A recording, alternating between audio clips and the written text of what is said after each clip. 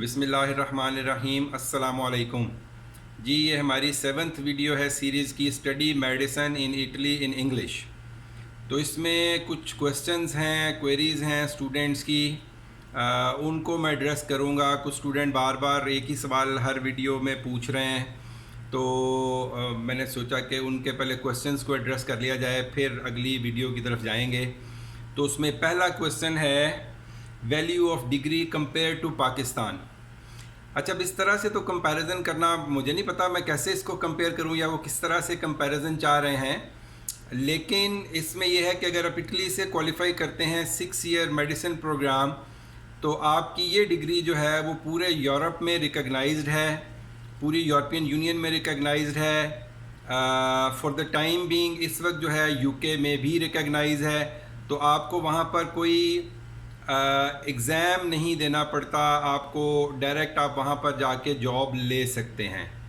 सो ये इसका एक प्लस पॉइंट है। यूके और आयरलैंड में, इवन जर्मनी और इटली और किसी भी और यूरोपियन यूनियन के मुल्क में आपको किसी एग्ज़ाम की ज़रूरत नहीं है। आप जाएंगे, आप अपना जो है वो डिप्लोमा दिखाएंगे, तो वो आपको उनकी मेडिकल काउंसिल जो भी उस मुल्क की है वो आपको रजिस्टर कर लेगी, और आपको जॉब के लिए अगर वो नॉन इंग्लिश स्पीकिंग है तो डेफिनेटली आपको लैंग्वेज क्वालिफाई करनी होगी, लैंग्वेज का आपको इम्तहान देना पड़ेगा। मेडिसिन का इम्तहान देने की जनरली आपको ज़रूरत नहीं है अगर आप इटली से क्वालिफाइड हैं। अगर आप पाकिस्तान से क्वालिफाइड हैं तो then you have to take the exam, और फिर आपको लैंग्वेज, ये दोनों चीज़ें आपको क्वालिफाई करनी पड़ेंगी अगर आप पाकिस्तानी डिग्री के साथ बाहर जॉब करना चाहते हैं। तो ये सबसे बड़ा डिफरेंस मेरा ख्याल है यही है, और स्टूडेंट के लिए ये डिफरेंस मोर देन इनफ है। सेकंड क्वेश्चन है जी एडमिशन एप्लीकेशन ऑनलाइन। अच्छा, इसमें जो एक मेन चीज़ है, बहुत सारे स्टूडेंट कंफ्यूज हैं कि हर यूनिवर्सिटी की शायद कोई इंडिपेंडेंट एप्लीकेशन है, तो ऐसा नहीं है। एक सेंट्रल एप्लीकेशन होगी, मैं कल इंशाल्लाह वीडियो बनाऊंगा, आपको बता दूंगा। एक सेंट्रल एप्लीकेशन पोर्टल है, वहाँ पर आपने जाना है, आपने अपनी ऑप्शंस देनी है। जनरली आपको 3 ऑप्शन की मतलब चॉइस होती है, लेकिन उसमें भी थोड़ा ट्रिकी पॉइंट ये है कि आप सिलेक्ट तो 3 करते हैं, लेकिन आपकी पहली चॉइस ही फाइनल चॉइस होती है। ईयू एप्लीकेंट के लिए जो है वो ये रिलैक्सेशन है कि वो दूसरी तीसरी चॉइस पे भी उनको एडमिशन मिल जाता है, लेकिन जो नॉन ईयू एप्लीकेंट हैं उनकी सिलेक्ट तो वो 3 कर सकते हैं, लेकिन उनकी पहली एप्लीकेशन जो है, पहली चॉइस जो है वो दैट इज़ फाइनल चॉइस। सो मुझे नहीं पता उसमें 3 चॉइस की ऑप्शन क्यों है अगर पहली ही आपकी आखिरी है, लेकिन बहरहाल ऐसा ही है। तो ऑनलाइन सेंट्रल एप्लीकेशन एक ही लिंक से होगी, वो आप उसमें अपनी यूनिवर्सिटी चॉइस दे देंगे कि पहली सिलेक्शन ये है, दूसरी ये है, तीसरी ये है, और आपकी पहली ही फाइनल चॉइस होगी। सो सोच समझ के चूज़ कीजिएगा कि आप कौन सी यूनिवर्सिटी सेलेक्ट करना चाहते हैं। तो वो भी मैं आपको अगली वीडियोस में बताऊंगा कि आपने कौन सी यूनिवर्सिटी सेलेक्ट करनी है और क्यों करनी है।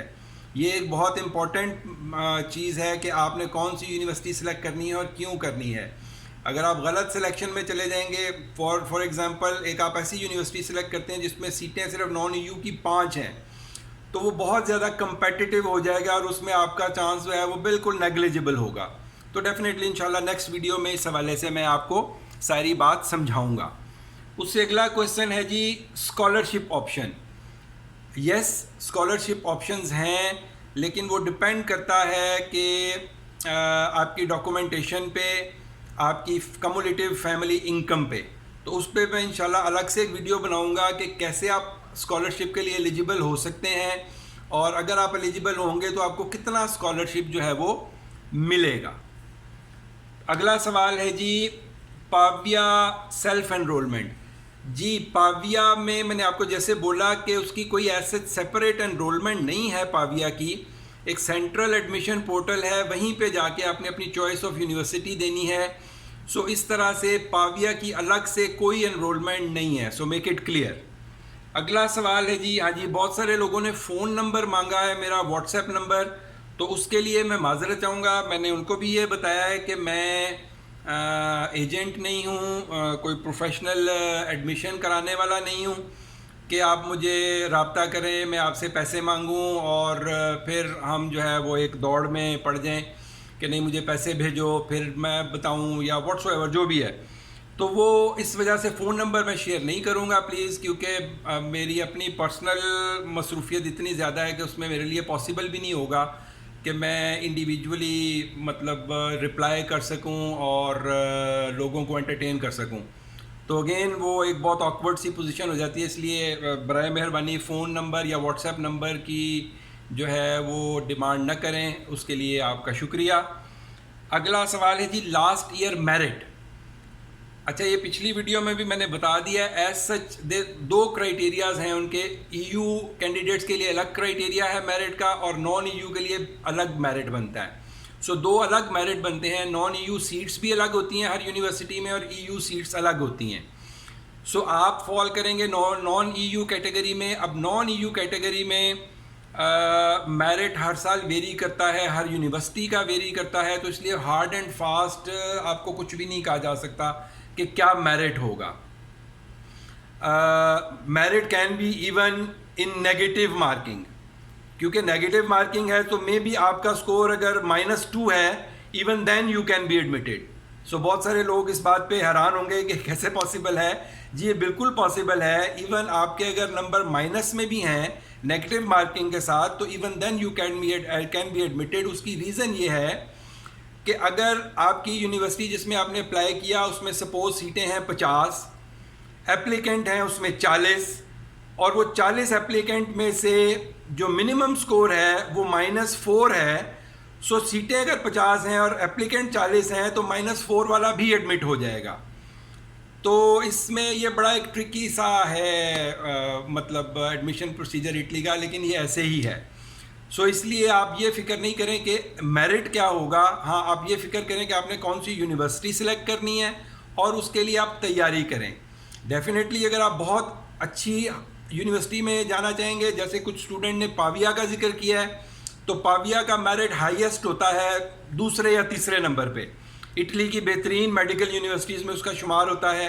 तो उसका मेरिट मेरा ख्याल है नॉन ईयू के लिए कम से कम भी अगर होगा तो अराउंड 50 होगा, 40 और 50 के बीच में कहीं होगा, इससे कम नहीं होगा। तो जो पाविया को टारगेट कर रहे हैं वो उस लिहाज से तैयारी करें कि वो पाविया का स्कोर अचीव कर लें।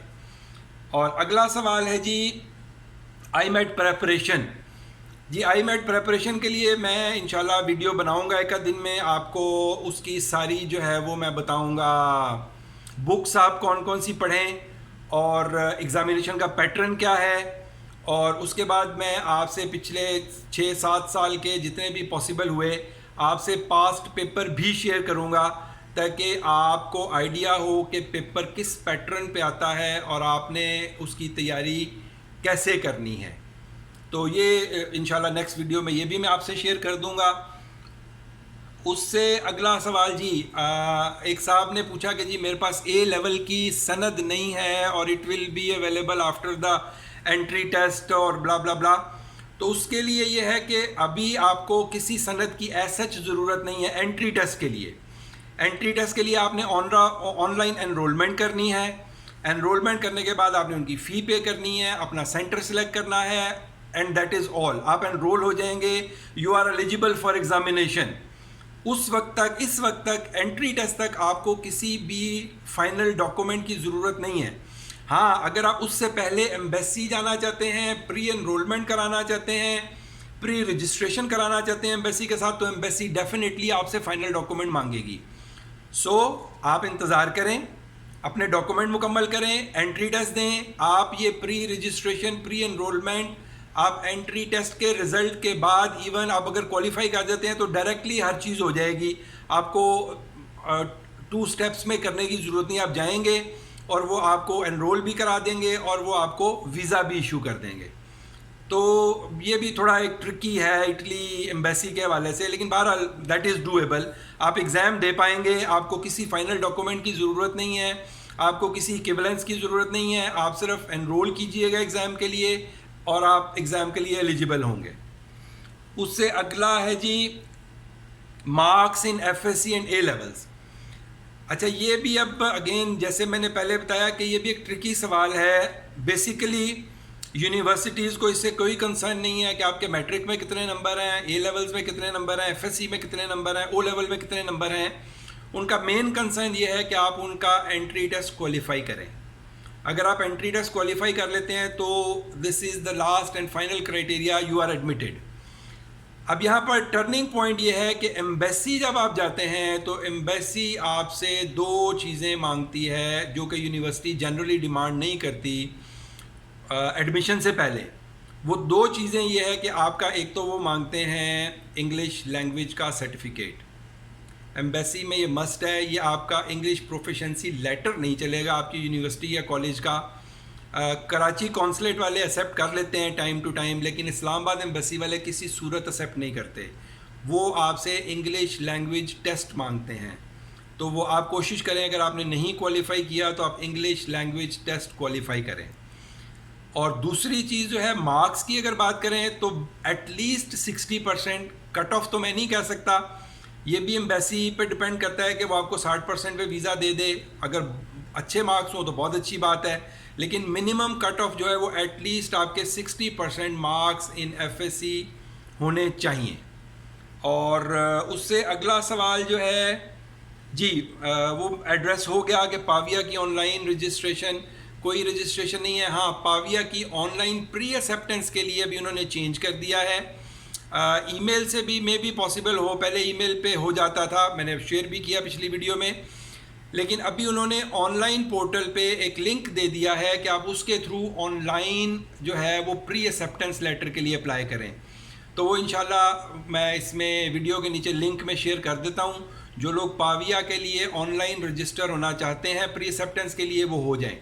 यहाँ पर एक बात जहन में रखिएगा, आप जिस यूनिवर्सिटी का प्री एक्सेप्टेंस लेटर लेके एम्बेसी चले जाएंगे, उसके बाद अगर आप एम्बेसी को बोलेंगे कि मेरा एडमिशन मैंने चेंज कर लिया था सिलेक्शन के टाइम पे, एडमिशन के एंट्री टेस्ट के टाइम पे, और अब मेरा एडमिशन इस यूनिवर्सिटी में हो गया है, तो मे बी एम्बेसी आपके लिए प्रॉब्लम करे, वो आपको वीज़ा इशू ना करे।